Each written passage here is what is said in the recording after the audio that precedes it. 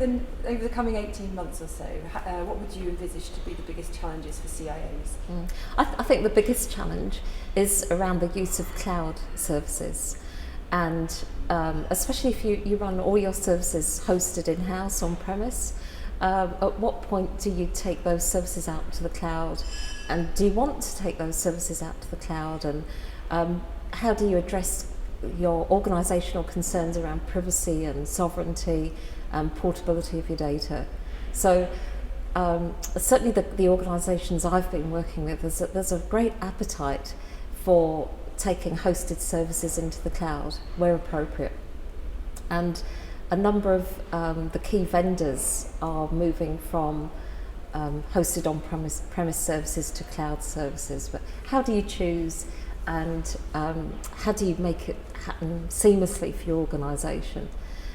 Some of the bigger organisations I know have had issues where the CIO has provided a set of IT services, and somebody sort of in the organisation, somewhere in the business side, has found something that looks really neat, and they've signed up to the cloud service, and sort of not realising that it has an annual subscription and it might not be compatible with other services that are provided within the organisation. And so there's some issues. And how does the CIO manage that and maintain it and choose things that fit together and integrate and interoperate well, now that he has a lot less control because he's not actually hosting the service? So that leads me on to another question then, about the role of the CIO in relation to the CDO. Do their roles integrate? Do they have a crossover? Are they completely separate? That's a really interesting question. I was flying through Montreal recently and reading an article in a business paper, in a Canadian business paper, and talking about an organisation that had set up a CDO, Chief Data Officer. And it seemed to me from reading the article that the CIO, who was the Chief Information Officer, was actually looking after the data in the organisation, but maybe wasn't doing it particularly well. So the business had put in place a CDO as a Chief Data Officer who was actually looking after the information. So the CIO was actually looking after the data, and the CDO was actually looking after the information. And I saw it as actually almost a knee-jerk reaction from the business to try and manage the data, because they saw maybe the CIO wasn't as effective as they'd hoped.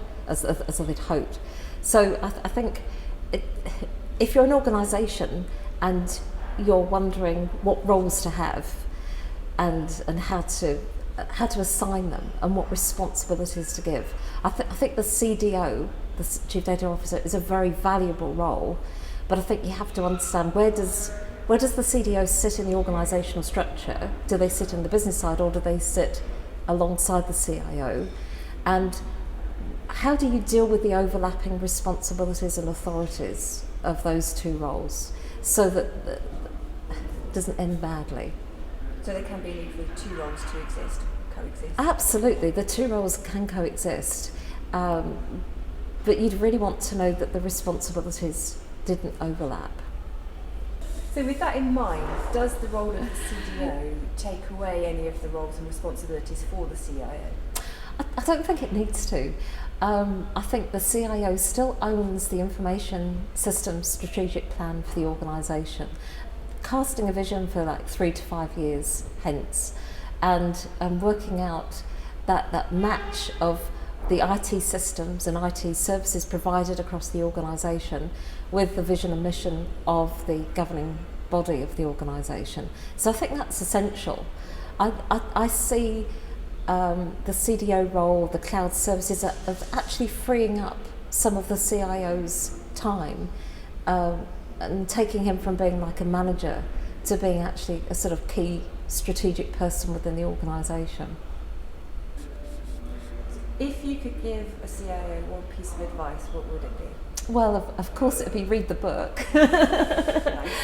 But besides that, to make sure that everything you do is aligned with the vision and mission of your organisation.